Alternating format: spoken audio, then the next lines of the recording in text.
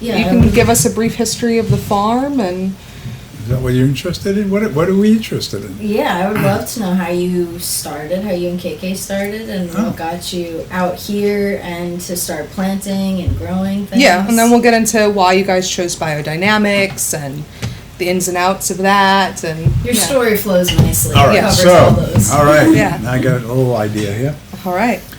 So back in the 1990s, KK and I were extremely busy. KK had her own construction company called Haspel Building Associates. I had my own architecture business. I had a 20-person firm, and she was doing a lot of high-end work. And we lived in a great place where we built our own house at Oak Beach on the South Shore. But every time we went down to the beach, the neighbors would come, "When can you do my house? When can we meet?" And it was like, we had to get like a weekend house away from the beach. And I was doing work out here. I did Raphael Vineyard as the architect. I was doing some high-end residential stuff along the coast here, the North Shore. So we said, all right, let's find a barn in the woods where nobody's going to find us. And I can convert the upstairs into an art studio because I like to do stone sculpture, oil painting, watercolors. And we said to the real estate people, "You got a barn in the woods?" And they said, "What, are you kidding? We don't have barns in the woods. We have barns on farms. What's the matter with you people? Where are you from?" So then they showed us this place where we are now. It's been a farm since 1680. Part of my farmhouse is from 1680s. Oh, wow, I had no idea. 1 story, 3 little rooms, and it's been farmed by the English first primarily, and then later on, after like 1905, the Polish farmers came to help, and then eventually they owned the farm.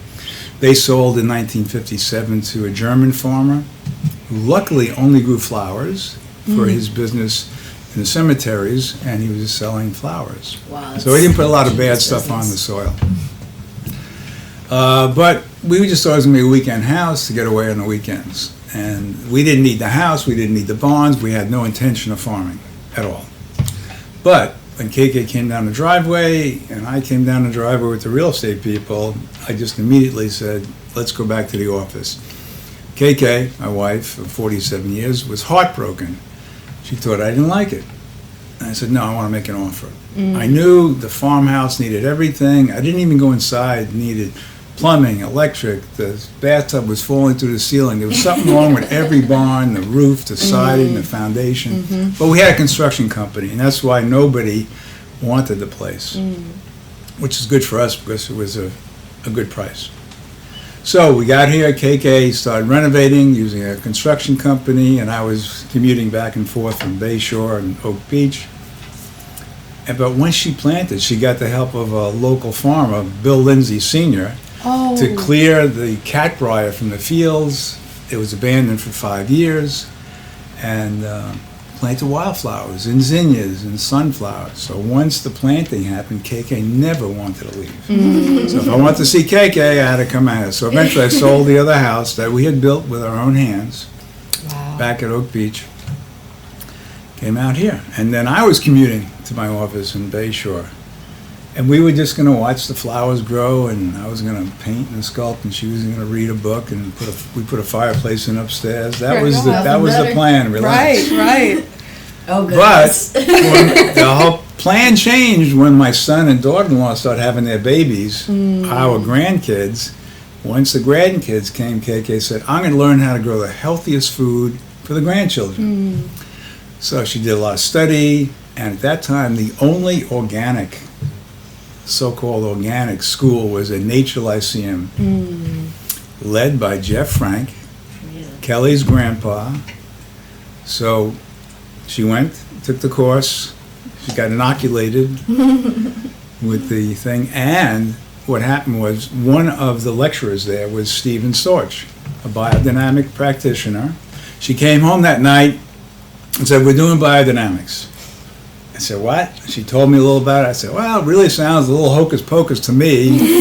But then I said, KK and I, we helped each other in our businesses and our everything, all our lives. So, yeah, you're really, truly partners. Yeah, I married her when she was 18, and we kind of grew up together. Wow. And so I started helping, and I started practicing. And Jeff came out to the farm, showed me how to stir my first stir of biodynamic preps. We put it out, and after the first growing season, I started tasting the food. And my taste buds and my stomach convinced my brain that this was a good thing. Yeah. It had nothing to do with the fuller scope of what biodynamics is. But I figured, this is really good. So then I started learning. Then I started reading, going to lectures, being mentored, and practicing biodynamics. And so there we go. We were only going to grow food for the grandkids. However, once food got into my son and daughter-in-law's hands, they started eating it. They wanted the food. Then the rest of the family wanted the food. Then the friends of the family, then friends of the friends. And what do you know? We started planting more and more food rather than just flowers. It was also the start of the farm-to-table movement out here on the North Fork. So our first real big restaurant clients was the North Fork Table and Inn, Jerry Hayden, Claudia Fleming. This guy comes by. I know nothing about restaurants, nothing about food. I grew up in the Bronx, and then I spent the next 35 years at Oak Beach. I never even mowed the lawn until I was 53 years old. So a real city boy. But anyway, this guy comes, he buys tomatoes. Next week, he buys a lot of tomatoes. And the third week, he buys a tremendous amount of tomatoes. I said, what are you doing? Who are you? Well, he tells me who he is, and he plans to have a restaurant. He's doing all the catering out here, and he's been sampling all the farm stands, and he thinks we have the best tasting food. So we started a conversation so that he and KK formed a kind of a connection, and we would grow whatever he wanted, and he would buy it all. Wow. So we were supplying It's a lot of chef's food. dream. Yeah.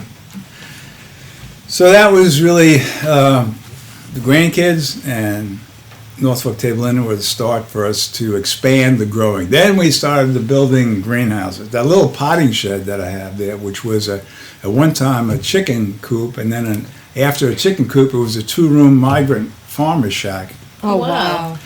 wow. Because we do a lot of renovations, so I took some big windows, some single pane windows from an old project we were working on. I installed them when KK wasn't here, and I proudly came to KK, come look, I made a greenhouse. And she looks at it, shakes her head, yeah, that might be a good potting shed, but we need high tunnels. Here we go. So every year we built another high tunnel. Oh man, KK was just like thinking she was big. ahead. Yeah. She was ahead. And Ira's a Amazing. pleaser. There you go. And luckily I'm healthy and I can do the work, and I love carpentry, so I love to build things. So it worked out great.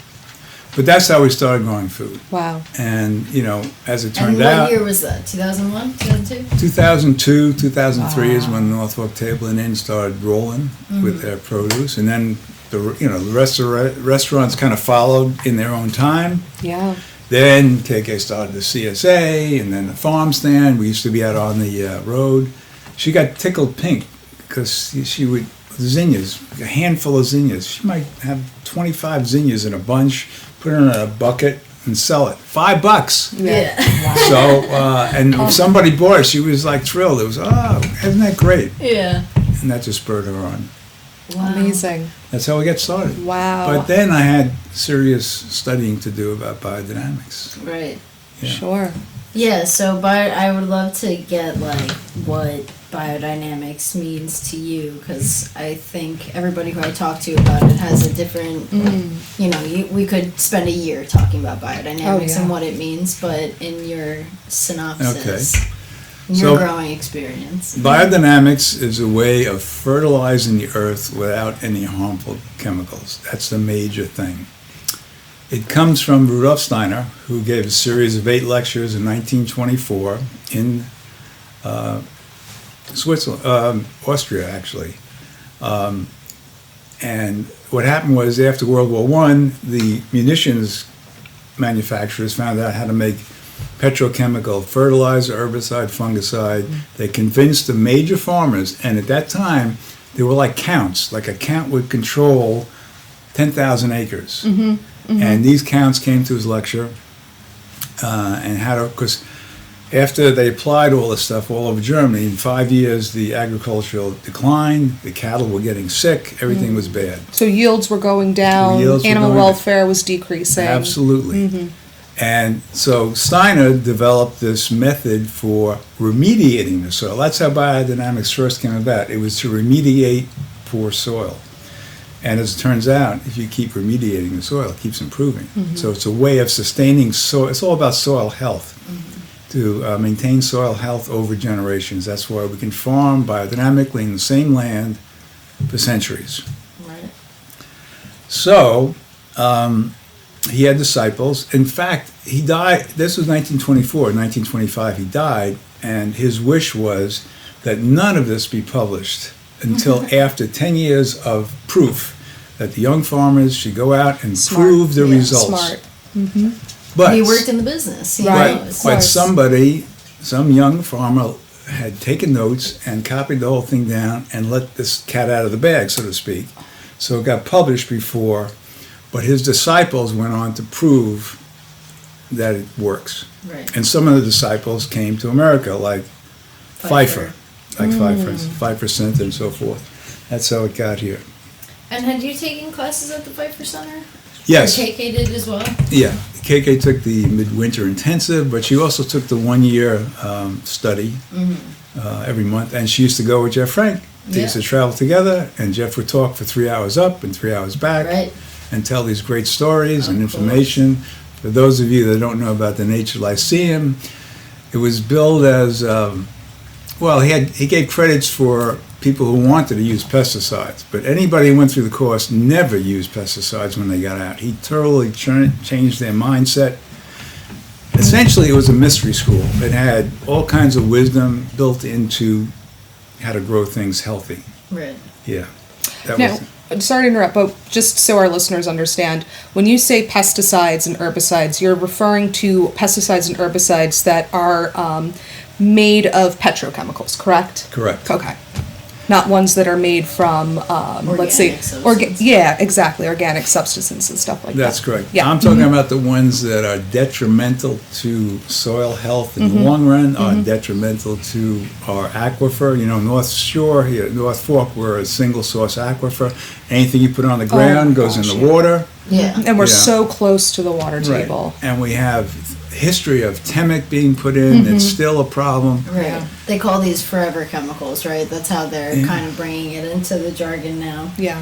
But I think that what's cool about like KKs, and when we have always explained what biodynamics is, it's like never a fear-based explanation. It's always like positive. This is for the plant's full vitality. This is for the full quality of the food and things like that. And I think that that's the coolest part about KKs. Is like you have an example of like might look a little different, taste a little different, but you know it's just grown a little differently. Yeah, so basically KK was all about quality, not quantity. Not the biggest farm, but she wanted to have the best food. Excellent. And it was her germinating idea was the best food for the grandkids, the best food for everybody else who had Right. a desire to Right. have good food. So if she wasn't willing to feed it to her family, She then wouldn't other put it people were not going to be able to get it either. That's That right. makes sense. That makes sense. So usually when I think of biodynamic farms, I'm thinking of just produce farms exclusively, but is biodynamics also used in other facets of agriculture outside of produce farming? Absolutely. Cattle, dairy cows, big. And there's a synchronistic benefit to having cows on the farms because a lot of the preps are made with cow manure and cows, and you know. So just to back up a bit, to go back to the biodynamics, bio means life, dynamic is force. So we pay attention to the life forces in whether it's an animal, plant, and we, you know, part of the thing is paying attention, observing what we're doing, observing the plants. Does a plant need to be watered? You know, we don't set a clock. Every Wednesday at 10 o'clock, we put 100 gallons of water in this field. We, you know, examine, does the plant need water? You can usually use your finger, one digit, put it in. If Yeah. it's damp, Yeah. one digit down, you don't have That's to what water. we do. Right. Yeah, put your fingers in. You get your fingers in the soil. It's good for you. Yeah, observation is everything in Yeah. farming. I always tell people that it's really important that you use your observational skills, and that, one system of operation is not a one-size-fits-all sort of thing. So, it doesn't matter whether you're biodynamic, organic, or conventional, nothing ever really replaces a farmer's observational skills. Correct. Yeah. And that's why Steiner wanted everybody to understand that each farm is a separate individuality. No two farms are the same. Yeah. We have all these different microclimates around the farm. I'm sure you experience this. Oh, yes. With what you do. But so you have to adjust things. My field over on the east side is different than the west side. Actually, I have 3 different soil types on this little tiny farm. Really? Yeah. No way. That's wild. Yeah, it's crazy. And it's cool with biodynamics, like when I was working here with Sonomi, and we would have morning meetings going over like what moon phase we were in, what stars were in the sky, what's going on cosmically that would, maybe keep us mindful of what to work with that day. So like in the biodynamic Stella Natura calendar, it goes based off like root, leaf, and flower. And we wouldn't necessarily let it like dictate what we do, but it's definitely a guide or a helping hand. An influence. Yeah. Yeah, it's a good suggestion. It's not, obviously you can plant anything at any time, but the calendar shows you what's optimum Yeah. for the best vitality, and the best vitality means the plant is going to have the best nutrition and therefore the best taste. Right. That's what you're tasting, is all the nutrients, phytonutrients, trace elements. That's what's in it. So the major parts about, in the short form, biodynamics are the calendar, working in the right, and this is a lot of ancient wisdom. Ancient people knew, if you plant 3 days before the full moon and it's raining, it's voila, Yeah. terrific. So that's incorporated. It shows the best time to transplant. And the origin of the 4 different types, leaf, root, flower, and seed, comes about by cosmic energy. So people get afraid of when you say cosmic, but really the sun is a cosmic I'm force. afraid. Yeah. It's kind of, Gravity is cosmic. It's Yeah. true, yeah. the moon is just reflected sunlight, but every star in the universe is sending energy to us, and as that energy comes through the solar system, depending where the planets are, because you can have an opposition, a conjunction, there can be a trine, it affects the energy, subtle as it may be. That's how the different phases are set up. And the most important thing for me about the calendar is that there are blackout periods. There are times when you shouldn't plant, you shouldn't harvest, But or transplant. But that's the most interesting part about biodynamics is like because Steiner wasn't around for so long teaching this shit, like there are different interpretations. So Steve Storch, who taught you and KK about biodynamics, uses blackout periods as a free-for-all. He dictates what goes on in that time,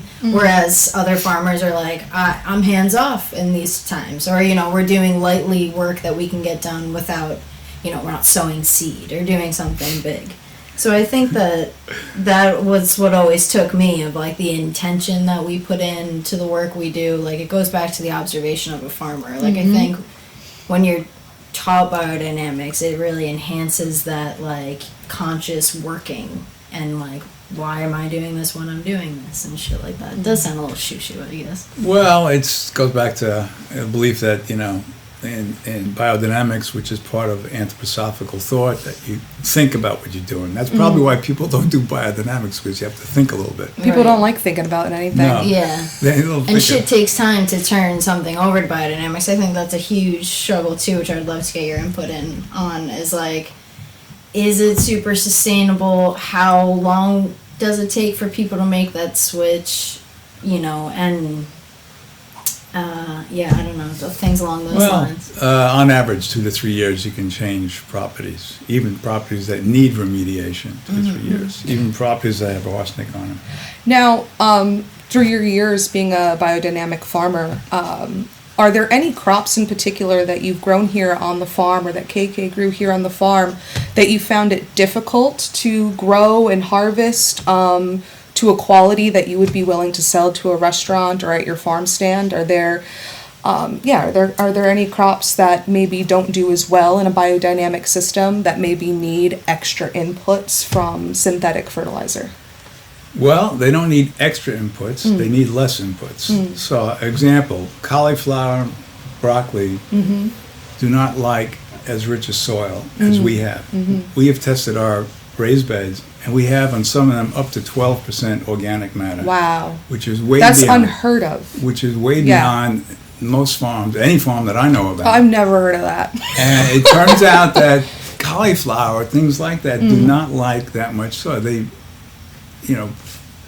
That much organic matter. Yeah, organic matter. So that we've never had success with cauliflower. Gotcha. So like brassica crops, Right. Brussels sprouts, broccoli. Yeah. Right. I struggled with But Brussels but last kale, like let's say leafy greens, maybe do a little bit better because Yeah. that's in the brassica So family, right? when we make a bed and we know what we're going to put in it, Yeah. and I'll tell you a little story about that. So one day KK asked me to get 3 beds ready. I worked all morning, took out what was not supposed to be there, brought in compost. I come back and boom, babes, I got it. It's all ready. Come on. She comes out with a dowsing rods. And she says, not these 3 beds, because those plants did not want to go in those 3 beds. I said, douse first next time. Oh my before I God. prepare. So you go make 3 other beds. Yeah, I got to somewhere make 3 else. other beds in the afternoon. Well, and did you learn dowsing at the Nature Lyceum, or did you guys pick that up somewhere else? Also, please explain dowsing because I really don't know what it means. I'm just a chicken farmer over here. Okay, well, so dowsing can be done any number of ways, either with L rods that cross or go out, or pendulum. Really good dowsers don't need any props. They can just do it. It's kind of like a clairvoyance thing. But you can get yes or no answers. Dowsing, typically most people know, there's an American Dowsing Association. Where, What? Yeah, where Wild. most This people is an use ancient it practice. Okay. to find water. I've heard of that. Okay, that Okay, I've heard it's of. the Yeah, same yeah. thing. So people say, "Oh, that's freaking crazy," and I pull out this phone and I say, No, I've "This seen is people- crazier than the dowsing rods. Look, there's nothing attached here. There's nothing up my sleeve. Yeah, we accept It has some all the action. information ever created. It's right here." Yeah. So the same information is available, and whether you're receiving it and your hand shakes, who the hell knows? But it works. So you can get yes or no answers, and you have to clear it, and we can show you how to do it. KK actually solved a great problem for the winery across the street, Oldfield. They had an electrical break in their barn, somewhere from the street to the barn. Nobody could find the electricians. Oh my gosh. Roz Stop finally it. broke down, asked KK to come. She walks it, and as soon as over the break, the rods crossed. They dug and they found the break. Stop it. Yeah, ask her, yeah. I've That's seen my so grandpa do crazy wild. things with Yes, those. it's Oh my just God. one of the things. And so she would always douse before putting plants in and see if they wanted to go in a bed because these little microclimates are different, No, they are. I completely back to completely the stand by that. plants that don't like too rich. Right. Flowers do not like No rich shit. soil. Yeah, I believe that. They do Love better feeding in soil. poor soil. I believe And so when we prepare beds, we know what we're putting in them. So if we're growing legumes and peas and beans who sequester nitrogen Yep. into the soil, we don't put a lot of compost because they're going to enliven the soil by themselves. Heavy feeders like potatoes and tomatoes, we put 3 or 4 inches of compost. So And you make all your compost on the farm. That Yes, we is do. it's like the Yes. oven of the farm over there. yeah, we make a lot of compost for a small farm. That's how we have so much organic matter. In small layers, brown, green, the right amount of moisture content, and then we put in the biodynamic preps, Which oak include, bark, yeah. valerian, stinging nettle, chamomile, yarrow, dandelion. Yeah. And why do we do that? It just makes a perfect microcosm for the microbes, and it's the microbes that do all the work. They break down organic matter into a form that the plants can take up the nutrients. And your compost is like you're not turning it super often. Biodynamic compost, you do not have to turn. I think that's the most conversation starter I get with compost. When you're like, "Oh, I got my compost turner," I'm like, "It's great," but you're just breaking down all those microbes right after. Yeah, they got to start up again. Yeah. They got to reposition themselves and get them happy. So how long does it take for you to set up a compost pile and then have its contents ready for you to apply to the fields? So we stack ingredients. Brown, the green has to go in pretty soon because otherwise it's going to turn brown. And basically, brown is carbon and green is nitrogen. Right. So we're layering that in there. And once it's piled up, we cover it with 4 inches of leaves or straw over it, the right amount of moisture content. Then in 4 months in hot weather it's done, and 6 months in cold weather it's done. That's pretty good. And If you stack big layers of green material, it's going to get slimy. So what you want is aerobic microbes. If you have anaerobic microbes, you're going to get slimy. Smell. If your compost smells, you're doing something wrong. Right. Correct. Yeah. What's that internal temperature you guys are looking for? We're looking for 140, 150 because we want it warm enough to kill all the weed seeds. People say, well, you're putting weeds in there, you're going to spread the seeds. No, we're going to kill the weed seeds. Right. And any bacteria that might be in there that might be harmful to people, right? Yeah. So as a farmer that sells to the general public, I'm often having to explain why my eggs cost a certain price, why my chickens cost a certain price, why my quail cost a certain price. And I obviously have my sales pitch down to a T when it comes to explaining why my stuff costs more. And the number one reason is because it tastes better. And it tastes better because there's a lot more work that's going into this. So how do you explain to folks who've never heard of biodynamics before, who are coming to your farm stand or going to your stall at the farmer's market, how do you explain to them why they should be purchasing your stuff because it's biodynamic? How do you explain that to somebody who doesn't know a dang thing? Number of reasons. One, biodynamic food, and this has been proven in studies, multiple studies, has more nutrition than even organic food, 15 to 20%, and way more than conventional. Wow. Well, yeah. Way more than conventional. So it's nutrition, it's quality, and the nutrition results in better taste. Okay, and we don't have harmful chemicals in there. So those are the major selling points. And once they taste the food, they understand. They understand pretty much.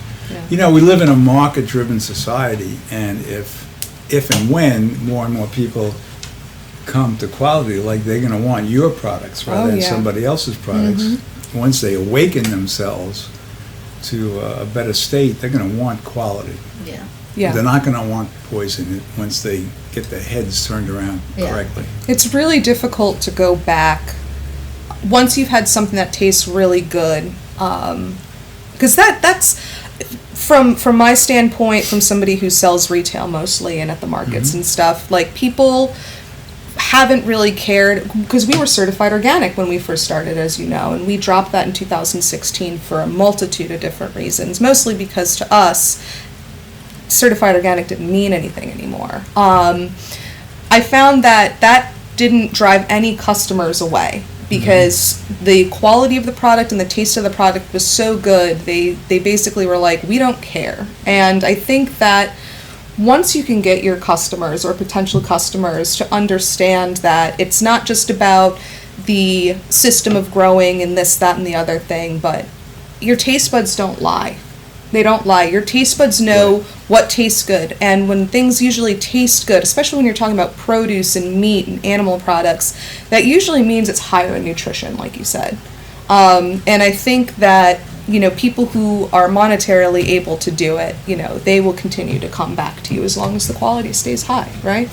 Right. We're just like the sheep and the cows grazing the pasture.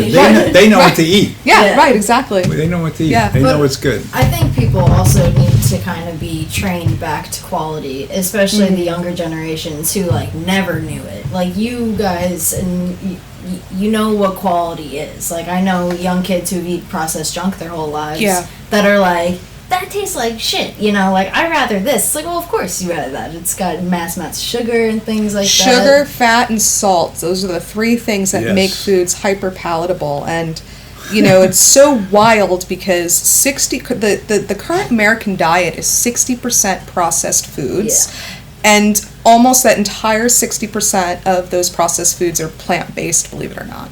Yeah.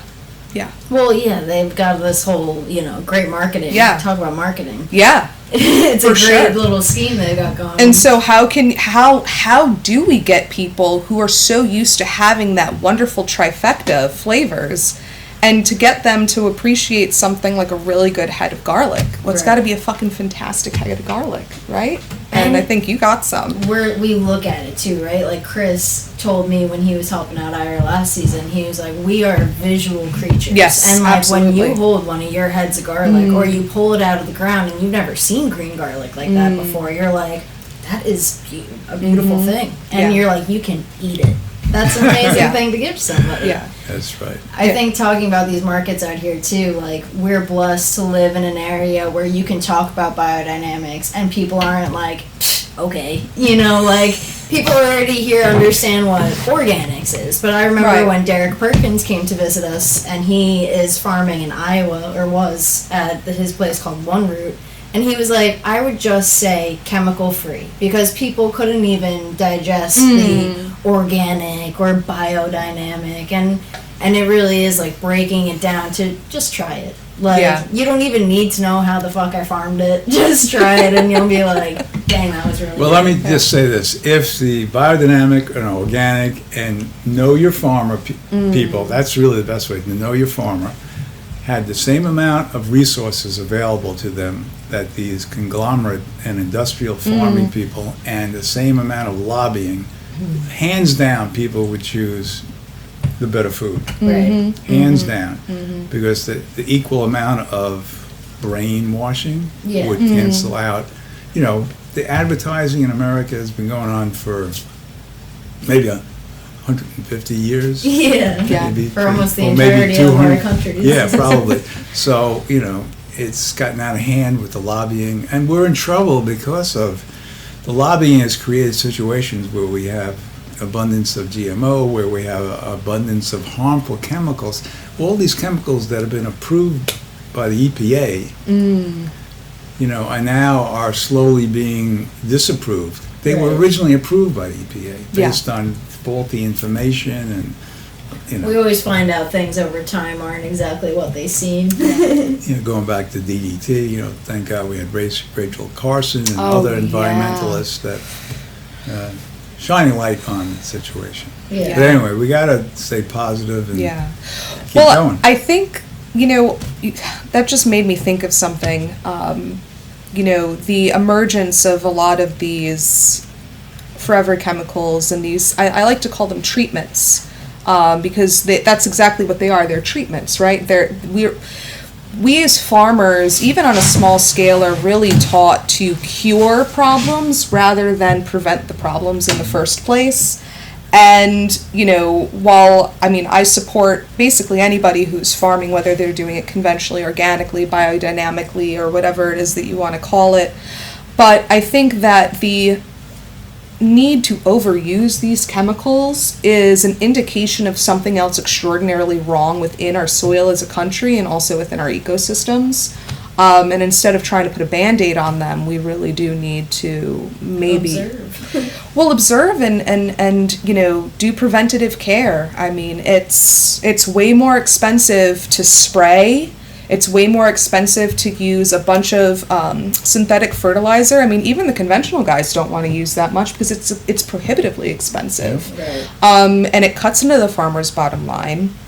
And I think that it's really, really important that if we want to continue to farm in this country, that we take a really good, solid look at the resources that we have within our soil and do everything that we can to protect them. And that's one of the things I do agree with biodynamic systems, because the soil is like this integral, central part from which everything else grows. All life depends on our soil. Yeah, and it's the topsoil, and it's only like 6 And inches. it's going down and down and down. But that's the great thing. Biodynamics builds back topsoil. Our BD 500 and whatnot, that's how I was taught to use it, because it will re-educate your soil. And when we're looking at a plant, we don't look at the plant and we're like, it's diseased. We look at the soil and we're like, it's lacking something. That's how it really should be. Right. Yeah, it's super interesting stuff. And Yeah. you've been biodynamic for 20 years. Yeah. So, you may remember, I wrote a letter to the Suffolk Times that got printed. Yeah. I love it when you write to them because you've So written to them a few times. So this one was about supporting local farmers or Yeah. water quality, really. But my point was we need to support local farmers, no matter what they're doing. If they want to transition to organic, we have to support them. And farm subsidies are nothing new in this country. We have billions of dollars going all out west and Midwest. But we have to support them to transition to organic if they want to do it, or biodynamic. And, if we can guarantee them their profit by not planting, and this is done all the time out west, that, to control supply and demand of crops. They could do it. They could transition. Yeah, and that's dependent upon the prices of the commodities in the worldwide market, Right. whether or not they're going to plant corn or soy or whatever else. Right. The only reason I know that is because I have to keep an eye on all that because, we have soy and corn in our chicken feed. Right. And, I watch the commodity market, and that totally affects what's planted or what's not planted, how many fields lie fallow, et cetera, et cetera. And then, if you don't plan your crop correctly, then there's a lot of food waste. Yeah. Most of the food waste that occurs in this country comes from crops that aren't harvested in the fields. Yes. And that's a huge issue. And we have a lot of people going hungry in this country and across the world. And, because of change market fluctuations, unable to get, labor, not being able to pay your labor correctly, less demand in the market, bad weather. I mean, so much food goes to waste. And, it's wild. And if people, I really do feel as though if we had more diversity within the crops that we sell here in a country, and in this country in particular, we probably have less of that issue, but who knows? I could Yeah. be totally wrong. So going back to soil health, Yeah. on a big scale, industrial farming, which uses petrochemical hazardous materials, people tell me, don't say hazardous, don't say toxic, but it is. It kills all the microbes in the soil, and you wind up with what's called dead soil. So you're either going to grow in live soil with microbes and humus, or dead soil. And that's what's happening. You kill everything in the soil, then the soil is only physically there to hold the roots. It's not nourishing the roots. Now you've got to nourish the plant, bring in all this petrochemical fertilizer. So it's a cycle of constantly degrading and killing more and more soil. And you're just, you're feeding something that should be growing naturally but can't because there's nothing in the soil. Right. Can that soil be rehabilitated, you think? Absolutely. Yeah. With the biodynamic amendments, yeah. And that's all getting back to what is biodynamics. We talked about the calendar. We do amendments, not only in the compost, but like horn manure, buried in cow horn 6 months over the winter, or silica buried over the summer in cow horn. This enlivens the soil. And people say, you're fucking crazy, because how the hell can you, it's 2 tablespoons in 3 gallons of water, stirred biodynamically, can fertilize 1 acre. Oh, that's ridiculous. Well, it costs almost nothing. But I tell them, well, how about this analogy? What does a catalyst do? A catalyst is something that's there at the beginning of a process, and it's there at the end of the process. But it enables the process to happen. A lot of these elements and things that plants need are already in soil that are depleted, but they're unavailable to the plants. By introducing the biodynamic preps, we make elements and other systems available to the plant, and that's soil health working. And so that is all in relation to like why the plant can absorb more nutrients, and why when we eat those plants we get more nutrients rather Right. than eating like a head of lettuce that was grown in depleted healthy soil.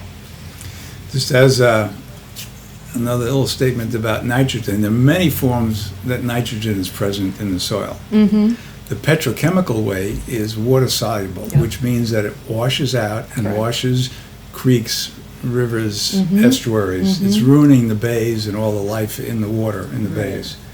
Also going down into our aquifer. The nitrogen in biodynamics is not water soluble, and it stays, and it slowly releases, like time release perfectly. Like if you put a oyster shell in the soil, it's slow release calcium. Yeah. This is what plants need. Yeah. Yeah, we do that. We did that Again. on our watermelon plants this year. Worked great. Yeah. That's awesome. Yeah. Yeah, it's super interesting. Do oyster farmers help mitigate that like nitrogen runoff because oysters are so helpful to the water, or is that like a far-fetched thought? Well, they do filter the water. My concern is, well, they're filtering it, but all that stuff is in the oyster. Yeah. Right, What and we then got? we eat the oyster. Yeah. Oh goodness, it's never Yeah. ending. I do want to say though that most of that runoff in this area isn't really coming from agriculture, but it's coming from people's lawns, right? And Well, I just want to say that because yeah. people blame the farmers out here for that, and I think that's ridiculous. Well, like I said before, it's very expensive to put these synthetic amendments down. Conventional farmers are not really wanting to put all that money down to do that. It's very, very expensive. But a lot of landscaping companies and a lot of these houses with really large lawns that are getting larger and larger as the years go on out here, residential properties are not regulated by the EPA or the USDA or anything like that. So they can spray basically Whatever. what they want, how much they want, as frequently as they want, because it's for a residential area. I agree with you. Yeah. There's a lot of pollution coming about from residential properties. Yeah. But also wineries now. And some people say, well, wineries, farms, yeah, they're farms, but they're They're putting monocrop down a operations. lot of stuff that I wouldn't want to eat. So when you see somebody going out in a full hazmat suit, on a machine that has to be washed down when it comes off the field in a certain regulated way with a certain collection, why are we putting that chemical on our food? Well, what's your thought on like chemo and a good diet if you got cancer? Like for these vineyards where these guys are like, we can't just stop spraying this shit. Well, They won't get any crop yields. Yeah, They won't. Especially, but maybe that's a thought out here. Are we really meant to be growing wine grapes out here? If they There are certain wine grapes that are meant to be grown out here. Concord grape is a native grape. Grow Concord grapes and do whatever the hell you do in your. I've That's designed true. 3 wineries and they change stuff. Yeah. So you're forcing something that doesn't want to be here. The amount of sun is perfect for winery crops, but the humidity is not. Right. So the fungal problem is the problem. and then That's why hops aren't grown out here anymore too.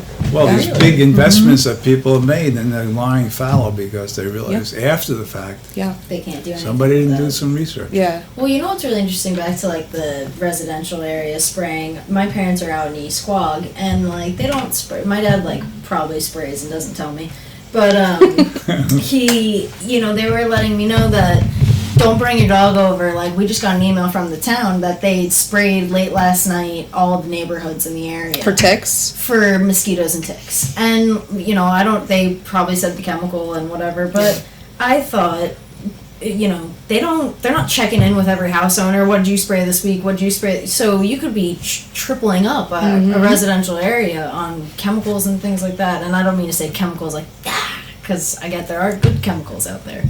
But I think that's really interesting that even our towns are taking it upon themselves to be like, we'll protect you. Let us spray. Even if you've sprayed already this week. It is kind of silly to put it all on the farmers when there's full villages doing this. Oh yeah. Well, if you keep bees, you can write a letter to vector control of the county and tell them where you are, and they're supposed to avoid your property. Right. Oh, ain't that nice? Well, bees travel up to 2 miles, so I mean that's some good that'll do. Yeah, right. Spray my next door neighbor. Yeah. Like. Yeah, I can't control where they go, and they go across the street to the vineyard. I know. And, Yeah. Well, that's that's why the- they're getting sick. That's why we lose half our year hives flock. every year, Do you Yeah. really? on average. Wow. About half. 10, 15 years ago, it was a lot easier Yeah. to keep bees. Higher success rate. Yeah, I heard that from a couple other beekeepers out here. Absolutely. Yeah. Wow. It's very interesting. And like I love the back to marketing of like organic honey. Like, oh, you got a GoPro on that bee? You following that bee all around to make sure that they're only going to non-sprayed flowers? My ass. Yeah. But Yeah, it's very interesting. In '97, didn't the honeybee disappear? What, in Anyone know that 1997? story? Yeah. The honeybee? Yeah, I'll have to. I'll come back to that one. I'm gonna fact check that Yeah, one. that's for when we have a fact checker. Okay. I guess I got one more question for you. So, as a farmer and operating, what is the biggest difficulty you've had to deal with on the farm? And this could be anything, having to do with like equipment, harvesting, planting, disease, whatever. What is the biggest challenge you've faced being a biodynamic farmer? Has that kind of like put handcuffs on you in a way? Are you mostly using biodynamics as a guide, or you know what I'm saying? Yeah. Yeah. I know what you're Yeah, you know what I'm saying? Come on, man. I know what you're saying. Well, one part of the response is that the calendar, people think, well, that's hampering because but it's not. It's a way of organizing your work. It helps. Yeah, At least it helps me. I concur. I'd say labor is a big problem. Always an issue. Always, and especially now since COVID, you know. Sure. Sure. Particularly out here on the North Fork, COVID, people ran out of the city like rats. Yeah. People with money, and they bought a lot of houses, Yeah. and they demanded a lot of construction, renovation, new houses, new landscaping, and a lot of agricultural workers, including mine, left the farms Yeah. to go. Do other things. But now things are going to change a little bit. You think so? Yeah, I think we're in a little downturn coming up. Interesting. Yeah, but Interesting. we'll see how that works out. But Yeah. it changed my operation, so we did a lot of intensive handwork, all raised beds, took a lot of manual work. Now I'm doing more machine work. And Chris got me more on this way. Yeah, machines are not bad. Not only did I have my old cultivator and brush hog, but I got a two-wheel tractor. Right on. Okay. It's like Excellent. the Lamborghini of The BTS? Yeah, A BCS. Yeah. BCS, yeah. Nice. I can now Excellent. make a bed in half an hour, which would take me. And you Yeah. guys weren't using a lot of machinery just because there wasn't a need. You had good manpower. Well, yeah, and when we started back in 1999, it was $7.50 an hour Yeah. for a good Right. help. Right. Strong And back. before, Which is I, reasonable. before I know it, it's $20 an hour. Yeah. For a weakling. And I hired. For me. Well, I got to tell you, 4 American kids last year. They were tall, and their mothers said they were strong. And after No, you need to be short to be a vegetable farmer. Let's be honest. How could you need 6 water breaks before lunch? Yeah. Wow. Yeah. I mean, really. Unreal. Well, we got a different work ethic in this country these days, depending on who Yeah, not raises everybody's you. like you, Kelly. That works hard. I mean, let me tell you, this mother who was a longtime customer of mine came to me and said, "My son wants to work here." Okay. Listen, I said, "I know you want him to work here, but does Right. he want to work here?" Right. Yeah. Right. He convinced me. We got him to work. Blah blah blah. First week, she comes back. "Isn't my boy great? Isn't he terrific? How's he doing?" I said, "He's learning," and I wasted all my time teaching him what to do. Second week comes back.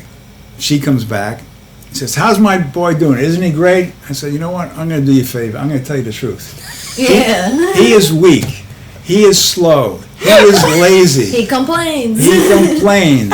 Amazing. He's been pampered and privileged, and he's arrogant. And if you can fix all those things, I'll hire him back, because today I'm firing him." Oh. Her jaw dropped, and I said, "Yeah, it's your problem. You created this monster. Now you go fix him." Yeah. Oh, wow. And that was, I never saw her again. I love that side of you, Ira. It's so good. It's so rich, and you gotta really not work hard to bring that out of you. You know what I mean? Yeah. Like, Well, I don't usually react like that. But that got No. me. Yeah. it was so Gotcha. warranted. It was Gotcha. crazy, and yeah, you gotta believe in yourself a little bit in the operation you're working for. That's what we were lacking. Yeah. Yeah. But yeah, the labor these days is very crazy. Well, and they have no place to live, like you were saying before. It's like, That was a huge problem when Yeah. I wanted to start working yeah, they for have no Ira. place to live. It's a huge Affordable issue. housing out here starts at $2,000. Well, people move out here because we have beautiful restaurants and wineries and farms and fun things to do, beautiful beaches, and then these folks expect to be served, obviously, when they go to these places, but how are you going to have people run these businesses if they can't house their employees? It just makes no sense to me. I think that the town is very short-sighted on a lot of these things, and They put hopefully, the cart in front of the horse. yeah, hopefully, like you said, things will change. I am less optimistic. Well, to your point, Less optimistic. workforce housing has been talked about since I got out here in 1999. And very, very little has been done. And some of it has been done, it's been trickery, and people got Trickery? People have gotten houses that are not affordable anymore, and, I think some of the governments have learned their lesson on that, but there's not a lot in the works that are real workforce housing. Right. That's an issue. Something they don't think about in like very rich communities is that there's like a whole functioning working class that also needs to be there. Yeah. You need to It's find called the space trade parade them. for a reason. Yeah. Right? Oh yeah. Yeah. Ira, tell our listeners how they can get in touch with you, where they can find you, where they can get your really delicious produce.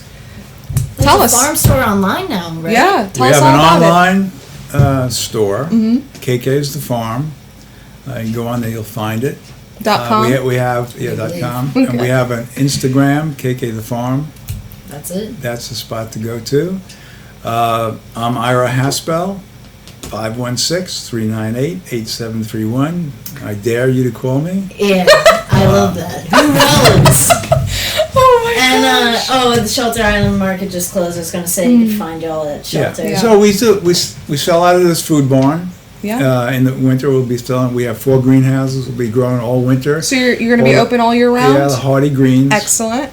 Mostly the hardy greens in the winter. Plus our canned and jarred products will still be going. Amazing. Cool.